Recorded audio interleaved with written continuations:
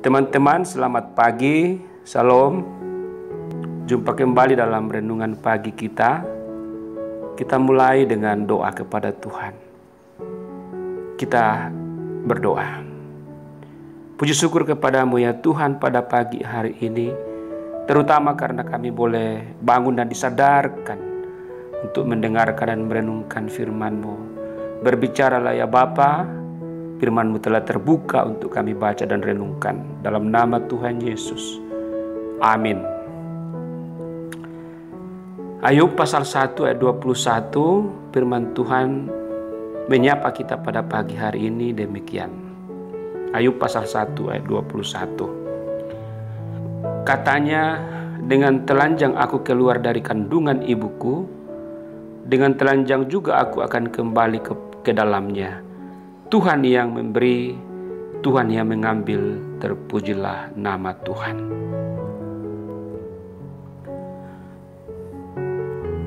Dalam ayat ini terdapat 3 kata yang akan kita renungkan, yaitu Tuhan yang memberi, Tuhan yang mengambil, dan terpujilah nama Tuhan.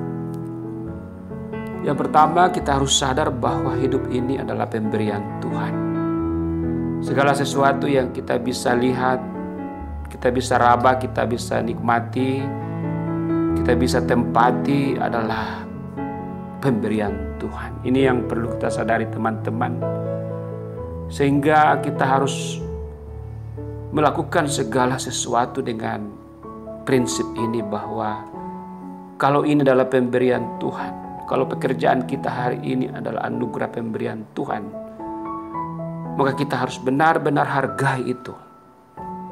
Kita harus benar-benar lakukan dengan penuh tanggung jawab kepada yang memberi, termasuk keluarga kita, harta kita, dan sebagainya. Kita harus kelola dengan penuh tanggung jawab, seperti bertanggung jawab kepada Sang Pemberi Tuhan itu sendiri.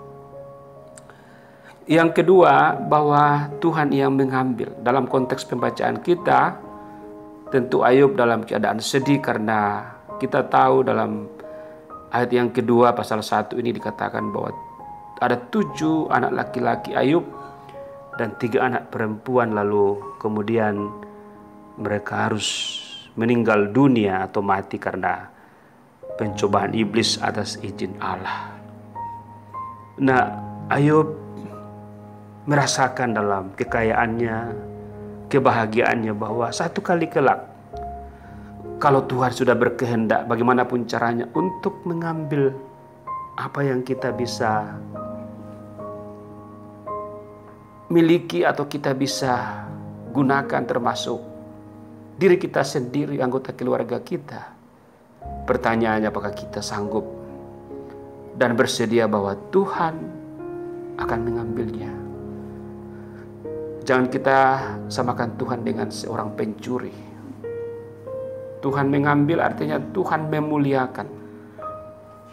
Tetapi juga harta benda, pekerjaan, bisa saja Tuhan mengambil atau mengalihkan ke orang lain kalau kita tidak bertanggung jawab. Tetapi yang penting di sini bahwa kita harus menerima apapun kehendak Tuhan dalam hidup ini. Seperti Ayub yang tidak pernah menyalahkan Tuhan.